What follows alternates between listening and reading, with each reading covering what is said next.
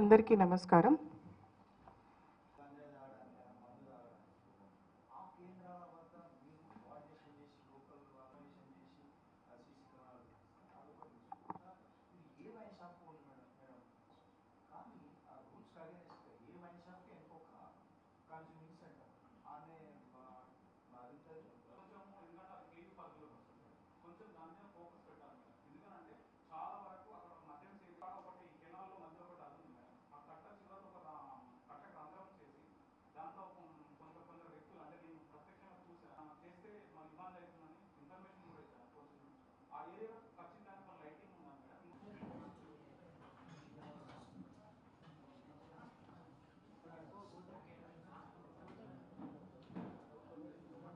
Station లిమిట్స్లో 18 July రోజు సుమారు 9 నుండి 9:30 గంటల ప్రాంతంలో అడప మహేష్ అనే వ్యక్తిపై ఒక తనకి తెలిసిన వ్యక్తే పెట్రోల్ పోసి నిప్పంటించి హత్య చేసే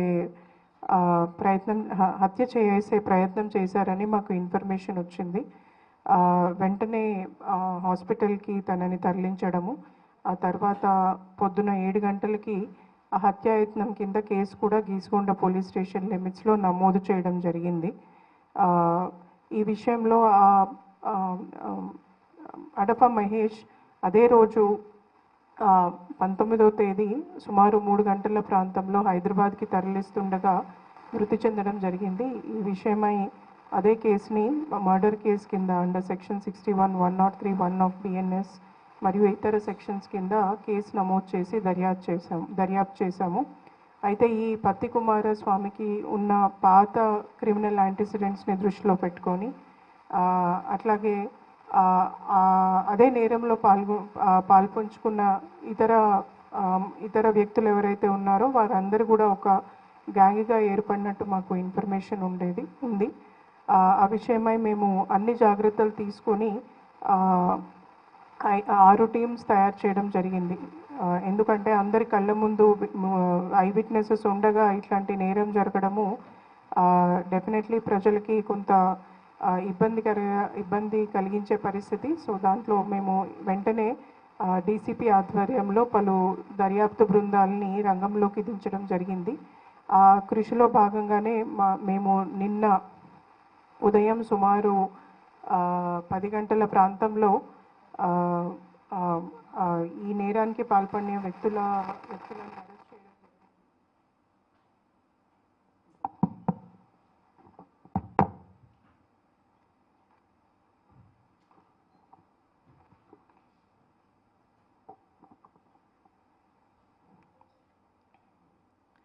సో అయితే ఇందులో ఈ అడప మహేష్, మృతి చెందిన అడప మహేష్ మరియు అట్లాగే ఈ పత్తి కుమార్ వీరిద్దరికి మధ్యలో కొంత పాత కక్షల్ని మనసులో పెట్టుకొని పత్తి కుమార్ ఈ నేరానికి పాల్పడినట్టు తెలిసింది మాకు ఇన్వెస్టిగేషన్లో. వీరందరూ కూడా వీరికి మిగతా సహకరించిన వాళ్ళు గంధం నరేష్, జన్ను మధు, అట్లాగే పిట్ల శ్రీనివాస్, మిగతా అందరినీ కూడా వివిధ స్టేజెస్లో వివిధ ప్రాంతాల్లో మేము నిన్న అందరినీ అరెస్ట్ చేయడం జరిగింది. అయితే ఈ కేసులో వీళ్ళందరికీ కూడా క్రిమినల్ యాంటిసిడెంట్స్ ఉన్న వాళ్ళే. అంటే వీరందరూ కూడా ముందు చిన్న మరియు పెద్ద నేరాల్లో పాల్గొంచుకున్న వాళ్ళని తెలుస్తుంది. వీళ్ళ మీద రౌడీ షీట్స్ కూడా ఉన్నాయి. పలుమార్లు వీళ్ళపైన కేసులు పెట్టడము, పోలీస్ స్టేషన్స్లో కౌన్సిలింగ్ చేయడము, వీళ్ళు నేర ప్రవృత్తి మార్చుకోవాలని మా ఆఫీసర్స్ వాళ్ళకి చెప్పడం కూడా జరిగింది. దానికి తగిన చర్యలు కూడా తీసుకోవడం జరిగింది. కానీ మళ్ళీ కూడా ఈ చర్యకి పాల్పడ్డారు. అందుకే ఈ కేసుని మేము చాలా సీరియస్గా తీసుకొని ఇన్వెస్టిగేషన్ పకడ్బందీగా DCP గారి ఆధ్వర్యంలో చేయడం జరుగుతుంది. అదే మార్గంలో ఈరోజు పొద్దున వాళ్ళని మ్యాజిస్ట్రేట్ ముందు ప్రవేశపెట్టడము, వాళ్ళకి 14 రోజుల జ్యుడిషియల్ రిమాండ్ విధించడం జరిగింది. ఈ కేసులో నిందితుల్ని పట్టుకోవడంలో ఎందుకంటే నేరం జరగగానే నిందితుడు ముందే తను నేరాల్లో పాల్గొంచుకున్న అనుభవం ఉంది, అరెస్ట్ అయిన అనుభవం ఉంది. కాబట్టి పోలీసులు ఎలా పనిచేస్తారు అని ఫోన్స్ ఆఫ్ చేసుకొని చేయడము అండ్ పాల్గొన్న వాళ్ళంతా వివిధ ప్రాంతాల్లోకి వెళ్ళిపోవడం జరిగింది. అయినా కూడా డీసీపీ గారి ఆధ్వర్యంలో టీమ్స్ చాలా చాకచక్యంగా టెక్నికల్ ఎవిడెన్సెస్ అన్నీ కూడా కలెక్ట్ చేసి ఎస్హెచ్ఓ మరియు ఏసీపీ మామ్నూర్ వీరందరూ కూడా ప్లస్ మా సిడిఆర్ అనాలిసిస్ టీం వీళ్ళందరూ కూడా వీళ్ళ లొకేషన్ని ట్రేస్ చేయడము, వీళ్ళ అందరినీ నిన్న మార్నింగ్ అరెస్ట్ చేయడం జరిగింది. ఇందులో మా ఆఫీసర్స్ డీసీపీ ఈస్ట్ అంకిత్, అట్లాగే ఏసీపీ మామ్నూరు వెంకటేష్, అట్లాగే ఎస్హెచ్ఓ గీసుగొండ విశ్వేశ్వర్ వీరంతో పాటు మిగతా ఆఫీసర్స్ టాస్క్ ఫోర్స్ ఏసీపీ మిగతా అందరూ కూడా ఎంతో సహకరించి జిల్లా అధికారులందరూ కూడా ఒక టీంలా పనిచేసి ఈ కేసును డిటెక్ట్ చేయడంలో అందరూ కృషి చేశారు. ఆ కృషికి నేను అందరికీ కూడా అభినందనలు తెలియజేస్తున్నాను. Thank you.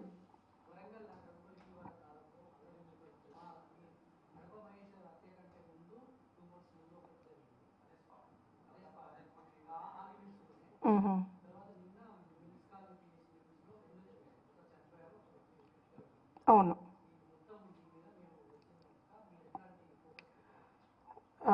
నేరం చేయడము అనేది ఒక అలవాటుగా మార్చుకోవడము, దాన్ని డెఫినెట్లీ అరికట్టడం జరుగుతుంది.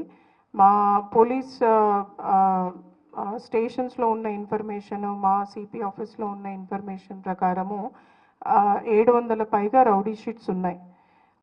ఆ రౌడీ షీట్స్ని మేము రాగానే కూడా మొదలు పెట్టడం జరిగింది. ఆ ఎక్సర్సైజ్ డీజీ గారి ఆదేశాల ప్రకారము ప్రతి ఒక్క రౌడీ షీట్ మీద ఏమేం కేసులు ఉన్నాయి, ఆ కేసులు ఏ స్టేజ్లో ఉన్నాయి, వాళ్ళ ప్రజెంట్ యాక్టివిటీస్ ఏంటి అనేది ఒక మామూలుగా రొటీన్గా చేసే విధానంలోనే కాకుండా ఒక సిస్టమాటిక్ అప్రోచ్లో ఇప్పటి నుండి ముందుకు వెళ్ళడం జరుగుతుంది. దాని పర్యవసానాలు ఎలా ఉంటాయి, దాని లీగల్ స్టెప్స్ ఎలా ఉంటాయి అని రానున్న రోజుల్లో మీ అందరికీ స్టెప్ బై స్టెప్ తెలుస్తుంది. అది నేను ఈ ప్లాట్ఫామ్ మీద డిస్క్లోజ్ చేయలేను. బట్ లీగల్ పద్ధతిలో మన చట్ట మార్గం ద్వారానే వీళ్ళు మరీ ఒక్కసారి నేరాలు చేయకుండా చేయడానికి చట్టంలోనే చాలా మార్గాలు ఉన్నాయి. ఆ మార్గాలన్నీ కూడా మేము సిస్టమేటిక్గా అంటే ఒక క్రమ పద్ధతిలో వాడడం జరుగుతుంది. దాని మీద మా ఆఫీసర్స్కి ట్రైనింగ్ ఇవ్వడం జరుగుతుంది.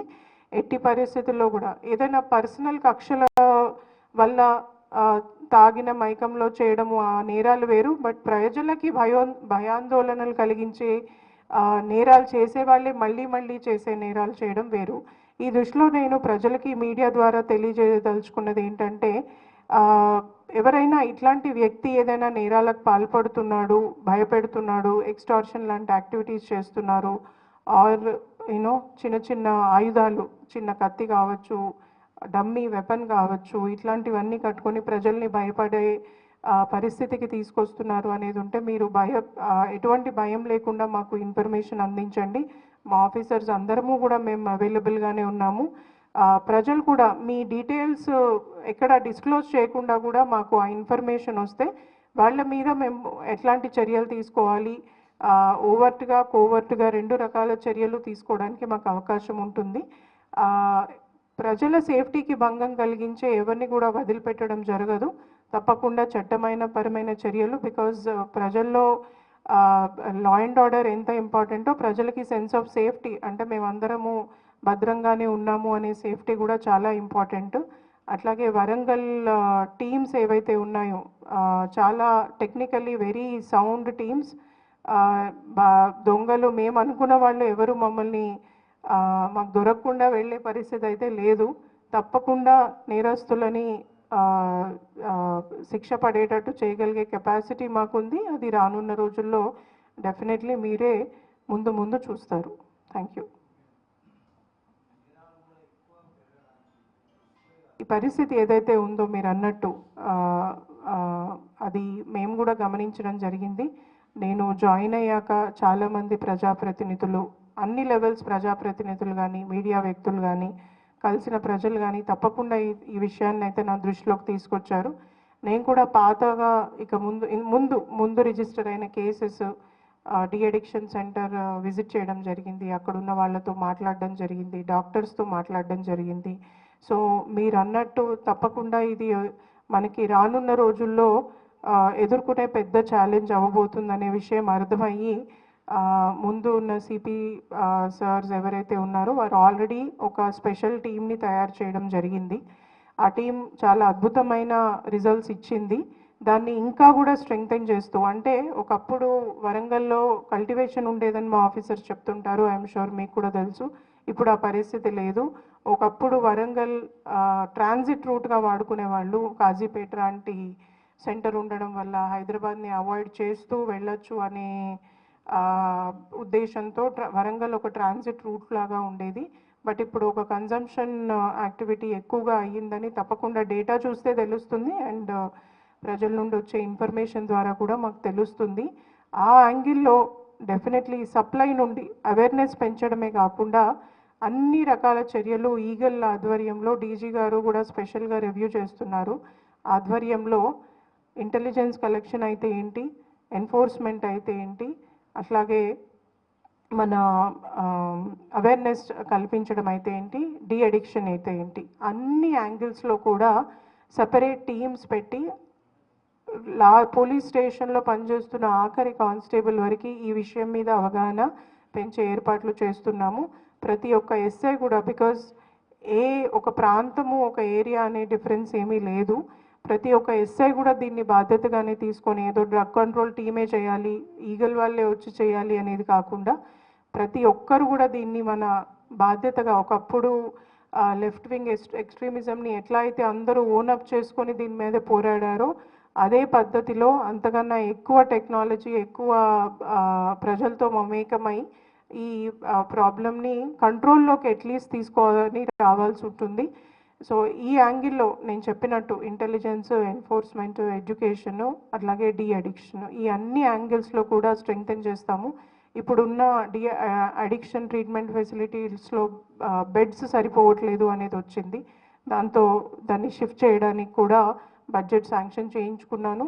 ఒక 30 బెడెడ్ డీ అడిక్షన్ ఫెసిలిటీ తయారవుతుంది. బికాజ్ వరంగల్ అనేది ఒక రీజనల్ సెంటర్, ఎంజీఎం ఒక చాలా పెద్ద హాస్పిటల్ ఈ ఏరియాలో. ఇక్కడ వాళ్ళే కాకుండా బయట వాళ్ళు కూడా వస్తారు. అట్లాగే హెల్పింగ్ హ్యాండ్ ఫౌండేషన్లో కొంత ఫెసిలిటీ ఉంది. వాళ్ళందరినీ కూడా ఒకే బోర్డు మీదకి తీసుకొచ్చి, అంటే ఒకరే చేస్తే అవ్వదు, ఇందులో ప్రజల సహకారం అవసరము, మీడియా సహకారం అవసరము, ప్రజాప్రతినిధుల సహకారం అవసరము. వీళ్ళందరినీ కూడా ఒకే ప్లాట్ఫామ్కి తీసుకొచ్చి ఈ ప్రాబ్లమ్ని గట్టిగా నా నుండి మా పోలీస్ స్టేషన్స్లో పనిచేసే హోంగార్డ్ వరకు కూడా అందరము ఒకే ఆశయంతో ముందుకెళ్ళి ఈ ప్రాబ్లమ్ని కంట్రోల్లోకి తీసుకురావడానికి అన్ని ప్రయత్నాలు చేస్తామని మీ అందరి సుముఖంగా తెలియజేసుకుంటున్నాను. అయితే ఇందులో చేయాల్సింది చాలా ఉంది. డెఫినెట్లీ విమెన్ సెల్ఫ్ హెల్ప్ గ్రూప్స్ని కూడా రానున్న రోజుల్లో ఇన్వాల్వ్ చేద్దామనుకొని కలెక్టర్స్ ద్వారా కూడా ప్రయత్నాన్ని మొదలు పెట్టడం జరిగింది. వచ్చే 2-3 వారాల్లో ఆ ప్రయత్నం కూడా, అంటే వాళ్ళని కూడా ఎంపవర్ చేసి వాళ్ళకి ఏదైనా కనిపిస్తే రిపోర్ట్ చేసేటట్టు ఉండాలి. అట్లాగే మా ఆఫీసర్స్ అందరూ కూడా ఏవేవైతే లొకేషన్స్ ఉన్నాయో, ఎక్కడైతే ఈ యాక్టివిటీస్ జరగడానికి అవకాశము, ఎస్హెచ్ఓస్ అందరూ కూడా ఐడెంటిఫై చేస్తున్నారు ఆ లొకేషన్స్ని. ఆ లొకేషన్స్లో లైటింగ్ ఇంప్రూవ్ చేయడము, ఆ లొకేషన్స్ మీద ఒక నిఘా పెట్టడము లాంటి చిన్న చిన్న స్టెప్స్. అంటే ఏ చిన్న స్టెప్ అయినా, ఒకే సొల్యూషన్ లేదు దీనికి, మల్టిపుల్ సొల్యూషన్సే చేయాలి. అంటే మల్టీ ప్రాంగ్డ్ అప్రోచ్ అంటారు కదా, అట్లా ప్రతి యాంగిల్లో కూడా స్టెప్స్ తీసుకోవడం జరుగుతుంది. అందులో మీ అందరి సహకారం కూడా ఉంటుందని ఆశిస్తున్నాను. Thank you. యా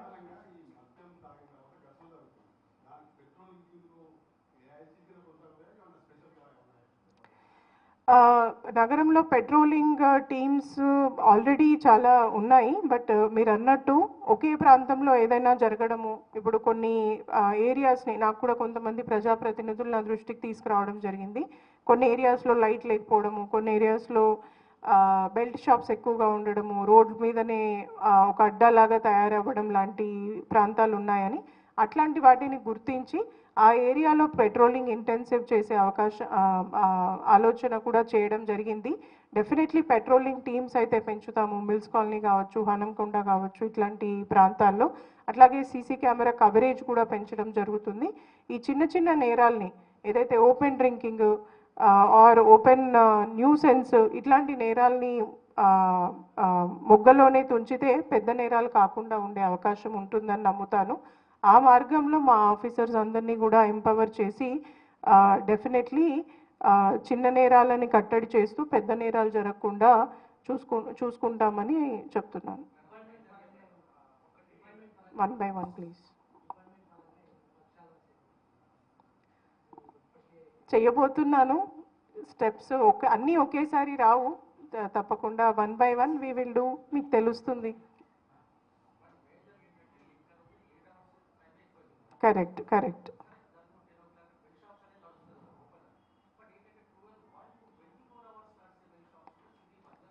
అవును.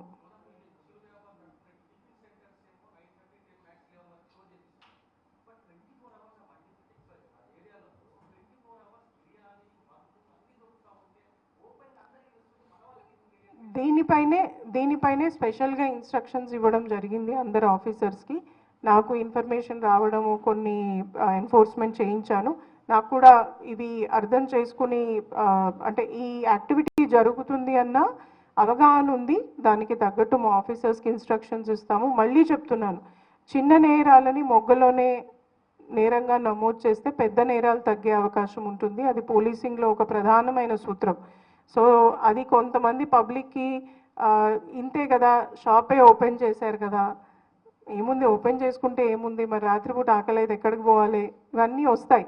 బట్ అయినా కూడా కొంత స్ట్రిక్ట్గానే అర్బన్ పోలీసింగ్లో ఇట్లాంటివి చాలా పద్ధతిగా జరగాలి. మీ అందరూ ఎంతోమంది ఆఫీసర్స్ చేస్తుంటే చూస్తున్న వాళ్ళే, నేను సపరేట్గా చెప్పాల్సిన అవసరం లేదు.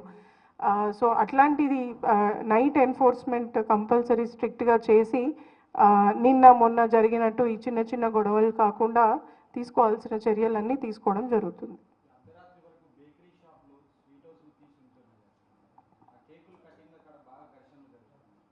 ఎస్ అదే, ఇవన్నీ కూడా అదే భాగంలోకి వస్తాయి. ఎప్పుడైతే నైట్ ఎన్ఫోర్స్మెంట్ అనేది స్ట్రీమ్లైన్ చేస్తామో, నేను ప్రజలందరికీ కూడా చెప్తున్నాను, డెఫినెట్లీ ఒక మీడియా ద్వారా మీ అందరి సహకారం కూడా కావాలి. మీడియా ద్వారా టైమింగ్స్ ఏంటి అనేది మీ ద్వారా ప్లస్ మా ఆఫీసర్స్ ద్వారా అందరికీ చెప్తాము. కమర్షియల్ ఎస్టాబ్లిష్మెంట్స్ అందరికీ కూడా చెప్తాము, టైం ఇస్తాము. ఏది కూడా అబ్రప్ట్గా చేయాల్సిన అవసరం లేదు.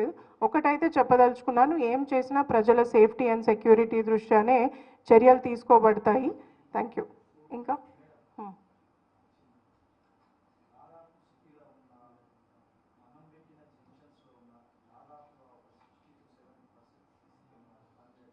ఓకే.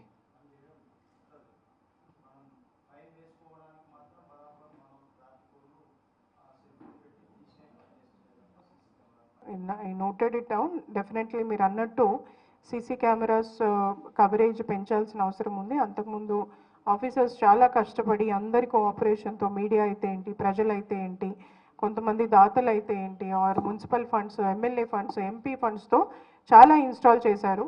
కొన్ని సేఫ్ సిటీలో భాగం, స్మార్ట్ సిటీలో భాగంగా కూడా కొన్ని కెమెరాస్ ఉన్నాయి. వాటి మెయింటెనెన్స్ మనం అనుకున్న విధంగా లేదు. దాన్ని ఇంప్రూవ్ చేసుకోవడానికి కూడా మా దగ్గర మెకానిజం ఉంది. కానీ అందులో ఫండ్స్ లేకపోవడం వల్ల మా వైపు నుండి చేయించలేకపోతున్నాము. బట్ అది ఇంప్రూవ్ చేసుకొని definitely at least important cameras, because ఈ ఒకప్పటి క్రైమ్ తీరుతెన్నులు మారుతూ ఉంది. సో క్రిమినల్స్ టెక్నాలజీ వాడుకున్నారు. సో పోలీసింగ్ వల్ల అంతకన్నా ఎక్కువ టెక్నాలజీ వాడాలి. సో ఒకప్పుడు ఒక ప్లేస్ నుండి ఒక ప్లేస్కి వెళ్ళడం అంటే అది రేర్గా చేసేవాళ్ళు. ఇప్పుడు ఎట్లా పోతే అట్లా వస్తున్నారు, దేశాలు కూడా దాటిపోతున్నారు, వస్తున్నారు. సో అట్లాంటప్పుడు కెమెరా సర్వేలెన్స్ అనేది చాలా ముఖ్యమైపోయింది. ఇది ప్రజలందరికీ మరొక్కసారి మా ఆఫీసర్స్ ద్వారా ముందుకు తీసుకెళ్తాము. చాలామంది ఆఫీసర్స్ ఆల్రెడీ చర్యలు తీసుకుంటున్నారు. కొంతమంది పోలీస్ స్టేషన్స్లో ప్రతి ఊర్లో కూడా కెమెరాస్ పెట్టించారు మళ్ళీ కూడా. సో అట్లాంటి కోఆపరేషన్ ప్రజల నుండి తప్పకుండా నేను కోరుకుంటున్నాను. నేను సైతం అని ఒకప్పుడు మేము ఎట్లా అయితే అన్ని చోట్ల కెమెరాస్ పెట్టించామో అదే ఒక యజ్ఞంలాగా మళ్ళీ ఒకసారి వరంగల్ సిటీ మొత్తం చేపడతానని తెలియజేస్తున్నాను. కొత్త కెమెరాస్ పెట్టడమే కాకుండా ఉన్న cameras maintenance, especially cable TV networks and electricity department cooperation చాలా అవసరం ఉంటుంది. ఎందుకంటే మేము పెట్టేది పెడతాము, బట్ వాళ్ళు వచ్చి కట్ చేయడము లాంటి వాటి వల్ల కొత్త ఇబ్బందులు, పెట్టిన ఖర్చుకి ఉపయోగం కూడా తొందరగా రాదు. సో అది ఒక unique combination, cable TV network, internet service providers, అట్లాగే ఎలక్ట్రిసిటీ డిపార్ట్మెంట్, వీళ్ళందరినీ కూడా ఒక తాటి మీదకి తీసుకొచ్చి ఏదైనా చేసేటప్పుడు మా వాళ్ళకి ఇన్ఫార్మ్ చేస్తే కట్ చేయకూడని వైర్ ఏంటి అనేది వాళ్ళకి ఐడియా ఉండాలి. సో హైదరాబాద్లో చాలా ఎక్స్పెరిమెంట్స్ చేశారు, కొన్ని సక్సెస్ఫుల్ మోడల్స్ ఉన్నాయి. వాటిని తప్పకుండా ఇంప్రొవైజ్ చేసి మీ అందరి సహకారంతో, ఎస్పెషల్లీ ప్రజల సహకారంతో దీన్ని ఇంకా పటిష్టపరుస్తానని చెప్తున్నాను.